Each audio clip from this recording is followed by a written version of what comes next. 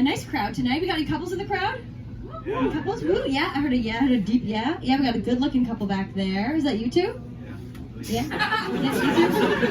Oh, I'm so sorry. I was looking at another couple. No, you guys are hot. That's cool. You guys are hot. I mean, you didn't have anything better to do tonight? You guys fucked to this? Okay, that's cool. Whatever. No, truly, give it up for a couple tens in the crowd. It's good for the rest of us. Couple of tens. I used to be like you, a 10. Then I left Winnipeg.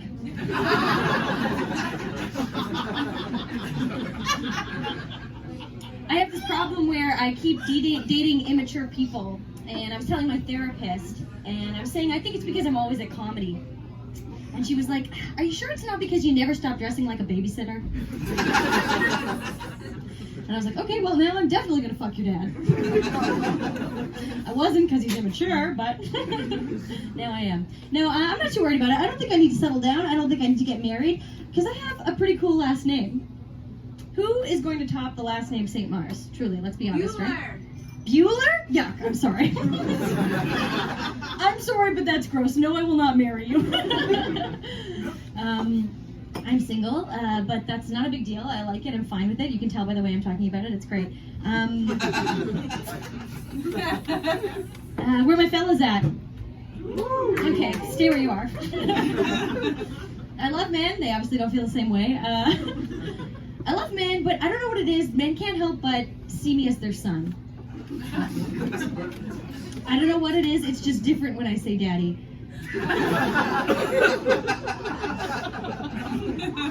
It comes out like, Papa! I learned a new way to dirty talk that's going to get everybody off, and I think it's a fuck tell us. Yeah! You guys fucked to that. Okay. You guys remember Cosmo magazine? Yeah. Yes? It was that, for those of you who don't know, it was that whole magazine meant for like 16-year-old girls who were like, nobody wants to fuck me! And you were like, oh boy, if only you knew. Everyone wants to fuck you. Everyone everywhere, we had to make laws. Everyone everywhere wants to fuck you. I just think back to how my mother had to spend her hard-earned pay to buy me basically a manual on how to get fucked. Meanwhile, she'd been working her whole life to prevent that, you know? And I loved Cosmo. Any Cosmo fans?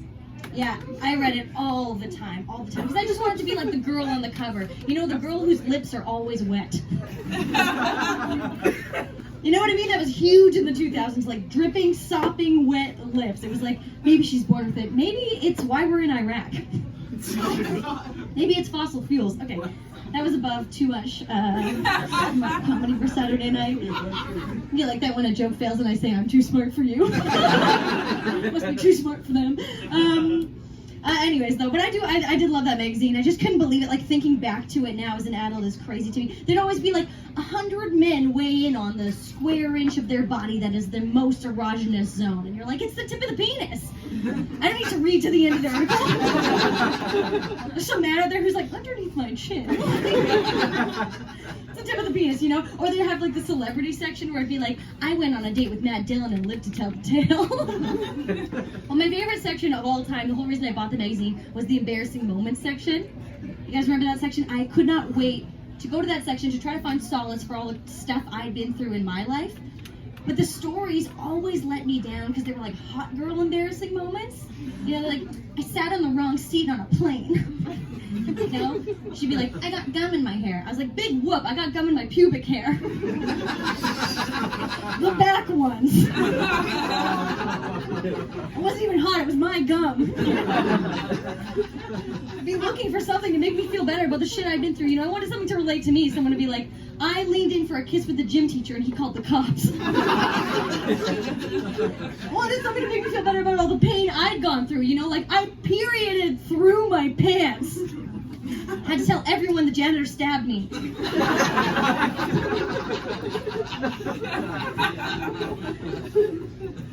Help me, Cosmo. Great. I'm actually having a little bit of trouble adjusting moving here from Winnipeg. I miss my dad. I'm just gonna be honest, I miss my dad. My dad's my best friend. Thank you. I'm not his. It's fine. We get along. My dad and I have always gotten along exceptionally well, except for that one time in our lives where I was going through puberty while he was going through a midlife crisis. So every day I'd come home and I'd be like, oh, you're the reason I'm not happy. And he'd be like, well, you're the reason I'm not nearly young.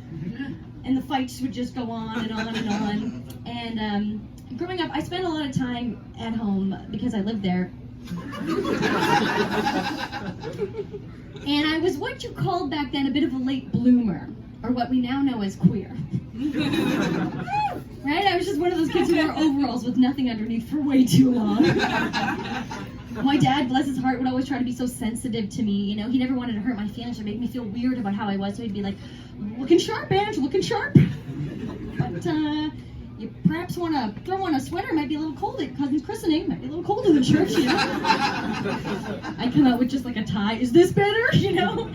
But he was so great. He was so good to me. I loved spending time with him. Like weekdays, I couldn't wait to get home, hang out with my dad, watch his absolute favorite show, the news.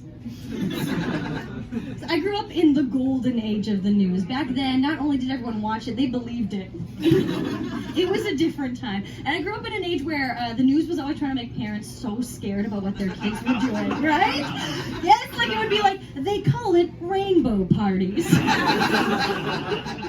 Tune in tonight to find out what your teen is doing with all those lip smackers. Up next, the internet. Is it for you? You know, it was that old. It was a little while ago. And that's when a divide started to happen between me and my dad, because he'd be watching that terrified, and I'd be watching that so horny. Just like scribbling in my Dawson's Creek Trapper Keeper, like, note to self, go to rainbow parties. And get internet. My dad would get concerned, and he'd try to like reach out to me and stay in touch and be like, what you doing over there? And I'd be like, studying how to become popular. And he'd be like, oh yeah, well what are you studying for? And I'd be like, French kissing. He'd be like, well, I was pretty good at French back in my day. Est-ce que tu le biblio? And I'd be like, I hate you, you're ruining my life. Stomp, stomp, stomp, slam, click. Did you ever feel like breaking down? You know it. But my dad was not equipped because he was going through a midlife crisis too. So he'd be like, yeah, well, you know what, baby, I hate you. Slow shuffle, conservative clothes, and you just hear. You hear that? That's what happens when you don't go to band practice for 15 years. And my mom would just finish a box of wine in the bathtub. File for divorce. No, it's great. We actually still do get along to this day, and now that I'm, 25,